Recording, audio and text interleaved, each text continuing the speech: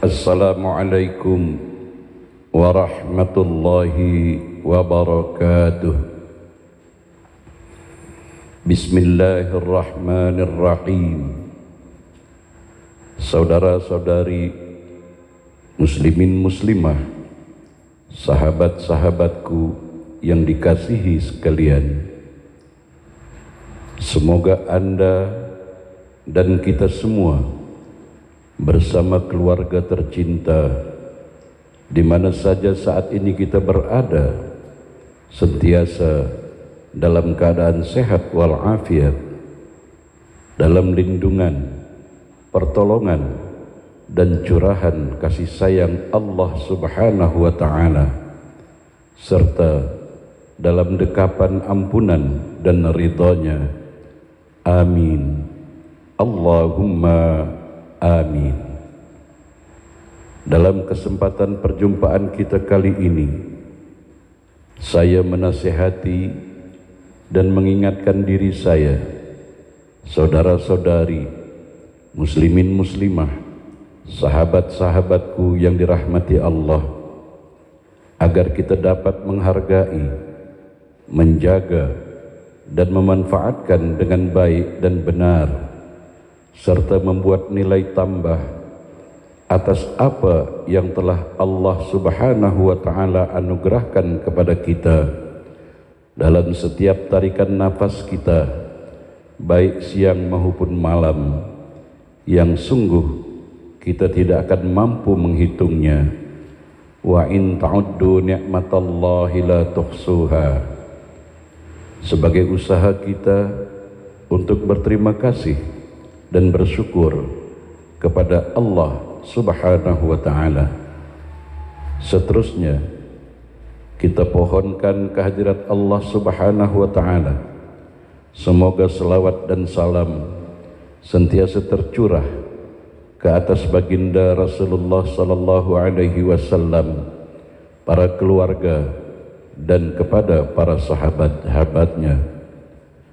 Saudara-saudari muslimin muslimah, sahabat-sahabatku yang dikasihi sekalian, salah satu dari sekian banyak nikmat Allah Subhanahu wa ta'ala yang setiap hari dan setiap saat kita gunakan untuk kita syukuri dan jangan kita salah gunakan, yang ada dalam tubuh kita ini adalah lidah. Rasulullah sallallahu alaihi wasallam dalam sebuah hadis yang diriwayatkan oleh Al-Bukhari, baginda bersabda, salamatul insan fi hifzil lisan, yang bermaksud keselamatan manusia tergantung pada kemampuannya menjaga atau mengawal lisannya. Betapa pentingnya seseorang itu menjaga atau mengawal lisannya, sebab lisan diibaratkan pisau yang apabila salah dalam menggunakannya akan melukai, merugikan, menghancurkan banyak orang. Ketajaman lisan di zaman modern ini juga wujud dalam aktiviti di media sosial melalui status-status yang ditulis. Maka sebagai umat Islam yang beriman, sudah sepatutnya dalam membuat atau menulis status di media sosial jangan sampai menyinggung atau melukai perasaan orang lain. Allah Subhanahu wa ta'ala berfirman dalam surah An-Nisa ayat 114, A'udzu billahi minasy syaithanir rajim. La khaira fi katsirin min najwahum illa man amara bi sadaqah إلا من أمر بصدقة أو معروف أو إصلاح بين الناس ومن يفعل ذلك ابتغاء مرضات الله فسوف نؤتيه أجرا عظيما. Yang bermaksud tidak ada kebaikan dari banyak pembicaraan rahasia mereka kecuali pembicaraan rahasia dari orang yang menyuruh orang lain untuk bersedekah atau berbuat kebaikan atau mengadakan perdamaian di antara manusia.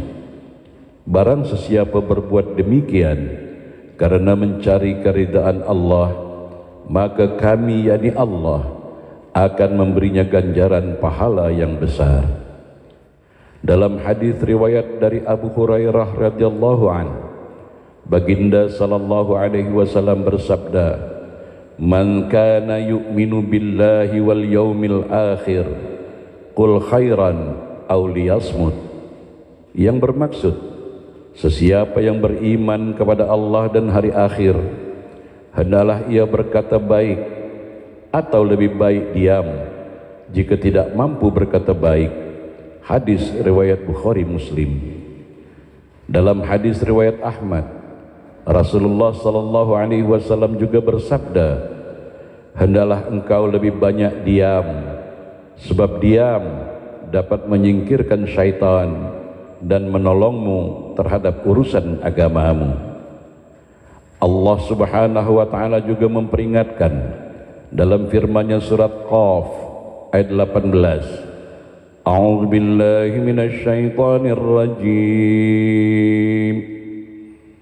Ma yalfizu min qawlin illa ladaihi raqibun atid. Yang bermaksud, tiada satu ucapan pun yang diucapkannya melainkan ada di dekatnya malaikat pengawas yang selalu hadir. Saudara-saudariku, muslimin muslimah, sahabat-sahabatku yang dikasihi sekalian, mari dengan jujur dan ikuti suara hati nurani kita. Sejak bermula lidah atau lisan kita pandai berkata-kata atau berucap, hingga ke hari ini sudah belasan bahkan berpuluh tahun lamanya, sudah berapa banyak kita berkata atau berucap yang baik, jujur, benar, ikhlas, dan menyenangkan orang yang mendengarnya.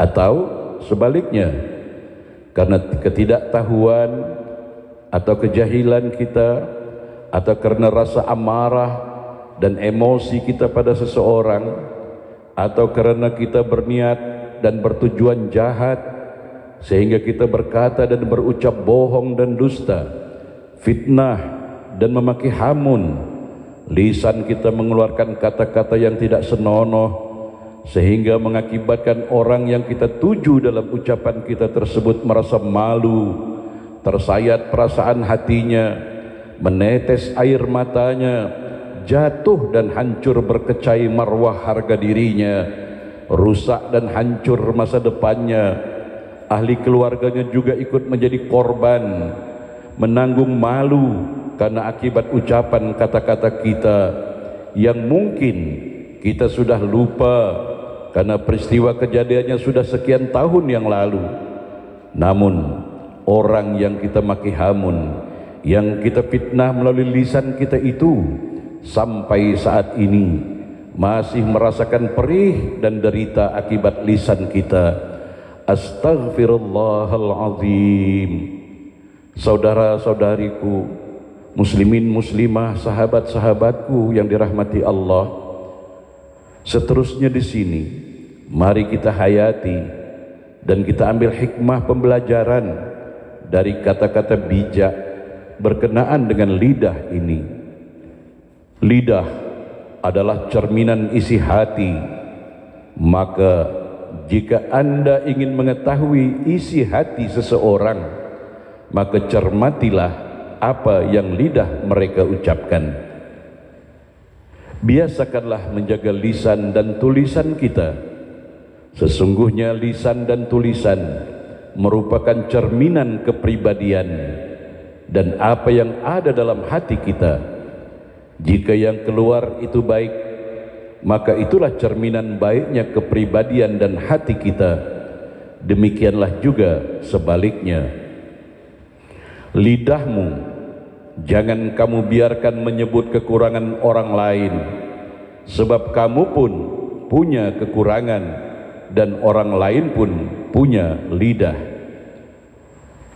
Arif dan bijaksana adalah sebuah pohon yang tumbuh bersemi di hati dan buahnya ada pada ucapan lidahnya. Lidah hanyalah seketul daging kecil yang lembut, namun ia mampu merusak ikatan yang paling kokoh dan menghancurkan hubungan yang paling kuat. Lidah itu seperti singa, jika kamu membiarkannya lepas, ia akan melukai seseorang. Wajah yang hodoh dan kotor tidak akan menyakiti hati, tetapi lidah yang kotor pasti akan menyakiti hati orang lain. Mengetahui isi hati seseorang adalah hal yang tidak mungkin, tetapi isi hati akan tergambar dari sikap, ucapan dan percakapan. Ucapan yang baik bagaikan bunga teratai yang keluar dari mulut, sedangkan ucapan yang buruk seperti bisa ular yang disembur dari mulut. Disakiti dan terluka oleh lidah, bekas dan kesannya lebih dalam dan susah hilang dibandingkan luka oleh pedang. Mulut diciptakan di depan supaya kita dapat membicarakan orang di belakang, supaya kita tidak membicarakan orang di belakang. Sesungguhnya seseorang hamba ada yang datang pada hari kiamat nanti dengan membawa kebaikan-kebaikan sebesar gunung, namun sayang 1000 sayang, dia merasakan akibat dari ucapan lidahnya telah menghancurkan dan memusnahkan kebaikannya itu semua. Saudara-saudari, muslimin, muslimah, dan sahabat-sahabatku yang dikasihi sekalian, betapa pentingnya kita menjaga dan mengawal lidah kita, dan kiranya dapat menjadi renungan dan mengambil pembelajaran serta berazam untuk mengamalkannya, agar kita berhati-hati dalam berbicara, dalam berucap, dalam berkata-kata. Menjaga dan mengawal lidah memang bukanlah sebuah perkara mudah, terutama saat berhadapan dengan orang lain.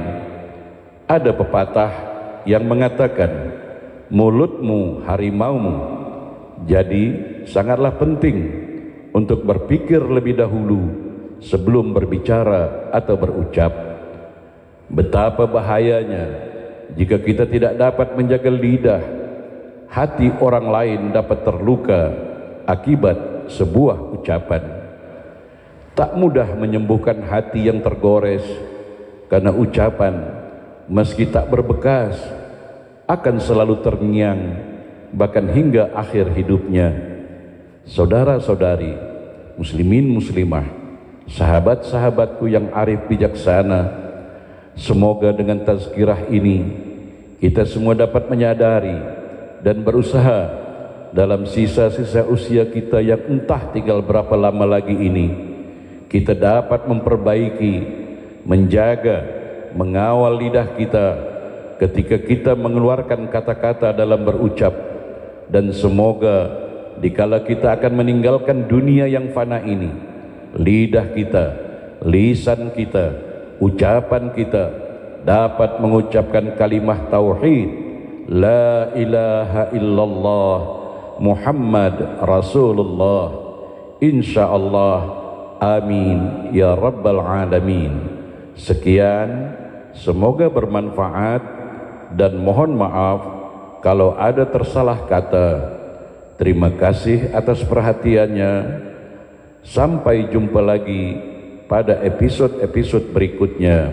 Wassalamualaikum warahmatullahi wabarakatuh.